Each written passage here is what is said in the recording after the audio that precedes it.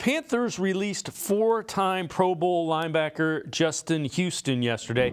Houston wants to continue playing again this season, but only for a contender. And you kind of tweeted out that plenty of contenders should at least take a look. What have you seen from Houston this year?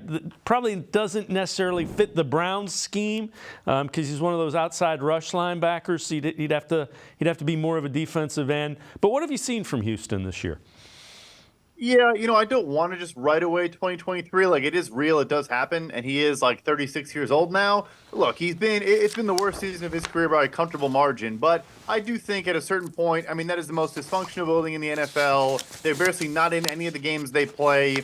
Teams are just bleeding out the clock and running against them, and he has been the last couple of years, even when he's been phenomenal, as a rotational 400-snap designated pass rusher. There's literally no use case for that player on the 2023 Carolina Panthers. So I'll just say, looking back in years past, I think that is still for him. He can get around the edge and has pretty good bend for a guy in his mid-30s, and he has a good inside counter still as well. Can set up a tackle with an outside step, get them to kind of overset, and can burst inside still impressively for his age. So he probably isn't the greatest fit. I think you're correct there. But hey, a minimum contract for a borderline Hall of Fame edge rusher, maybe that's a bit generous, but he's way up there in sacks in NFL history.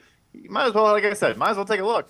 Yeah, if he helps pressure the quarterback, he can probably find a way to get some snaps on a defensive line like the Browns and Jim Schwartz have.